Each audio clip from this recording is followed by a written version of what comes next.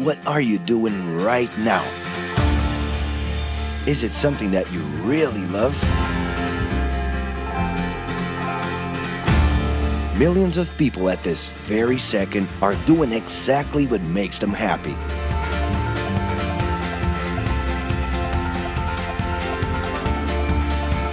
But wait a minute. You spend a big part of your life working.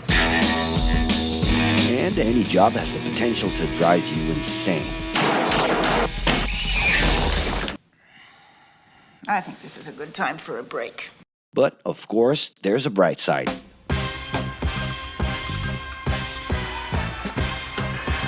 And the best thing, time off. As a matter of fact, the way we work influences new trends and behaviors in society. And if some things are new and different to you, and to everyone else, it's good to know that the ones who really captured the idea are those young millennials. Otherwise known as Generation Y, G, we, globalists. Okay. We know you heard about this. They represent a new workforce in the global market and have high aspirations. Half of them already have or plan to open their own businesses. Because of their digital, liquid, and collective mindset, they are affecting the way we produce and work in the future.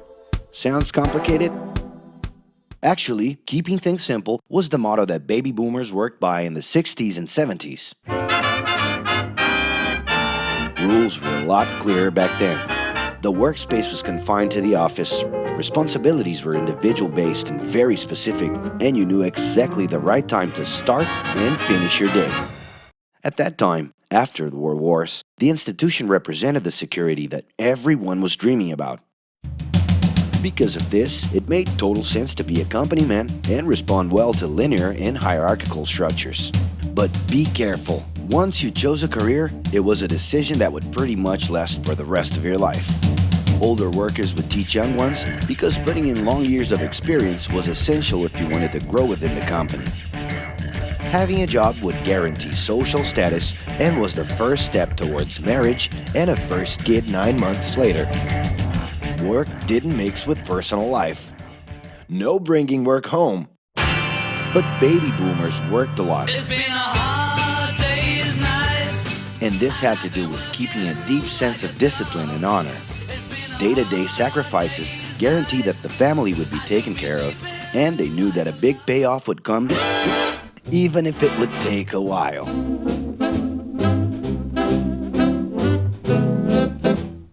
However, Generation X redefined the time relationship between work and reward. Super confident, extroverted, very competitive, and doing everything in their power to achieve quick growth, these guys were always on the lookout for better offers. A profitable idea could easily put them into a leadership position based on meritocracy without taking their experience into account. As they searched for more ways to personally stand out and be professionally independent, they relied on degrees, including MBAs and PhDs, to get ahead of their competitors. Pressure, pushing down on me, pressing down on you. No man has spoken. In this more individualistic style of thinking, a nice wardrobe and a business card could help them close better deals and expand their network. Being in the right place at the right time is what would define the work schedule. Business time was extended into the happy hour. This mix between personal and professional life turned a workaholic into someone who was admirable and even sexy. In the grace of your love. The winner was whoever could get onto the board of directors in the shortest time possible I can do anything if I can just get a chance.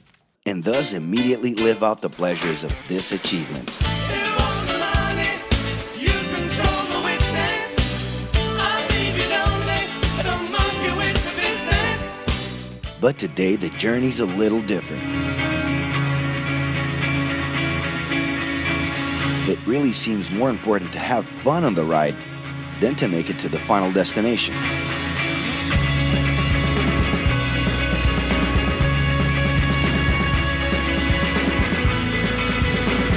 Ironically, millennials, those unpredictable kids, are the ones perfectly translating this new vision.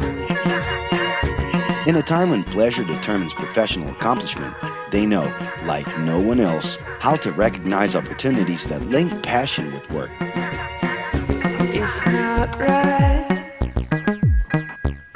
but it's now or never. The creative economy, new professions, an entrepreneurship boom, and the new collective power are painting a brilliant and never-before-seen scenario.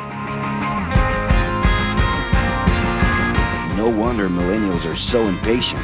The speed at which they connect with the world sets the pace for their work relations. Projects that only will make a difference in the long term just don't stimulate them. And they need constant feedback so they can feel that their efforts are being recognized. So?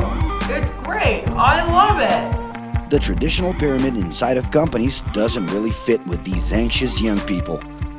They're excited about working with older generations, but only if the relationship is on equal terms and with mutual respect. It's all about exchanging knowledge, no matter your age. Being that millennials find empowerment in discovering things on their own. It's natural for them to diversify their channels and seek out informal types of education instead of simply picking out a major. In the end, professional commitment is not just a norm. It's something that naturally comes from truly engaging experiences. Besides having a job, it's become more important to have a purpose that can be carried out in different forms at the same time.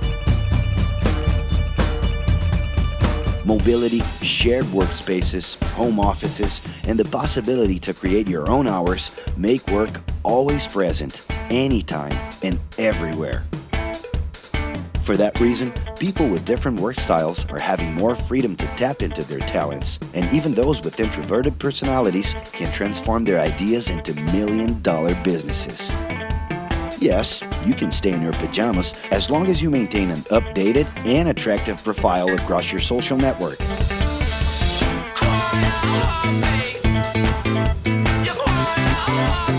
As you can see, flexibility is really the way to go. Millennials are fascinated when they get involved in works in progress and feel motivated by learning new skills. They're excited about an open and forever beta world where testing and messing with something unfinished is the only way to create the new. Millennials need more than ever to feel autonomous, and they're exhilarated by the challenge to develop and participate collaboratively.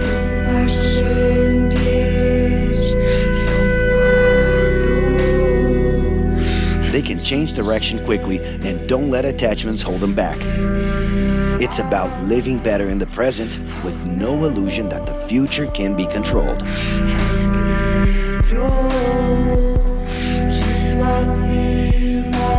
That's because of one simple thing.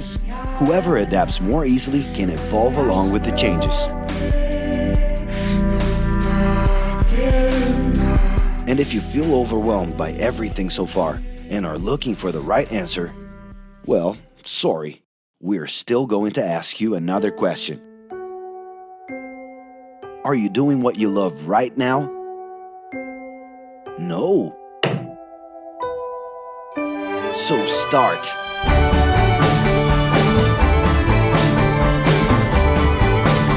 The clock is ticking and your life is in a hurry. Discover your life's purpose and make it happen. Loving your work will put you in motion. It's the only way to lead a fulfilling life every day.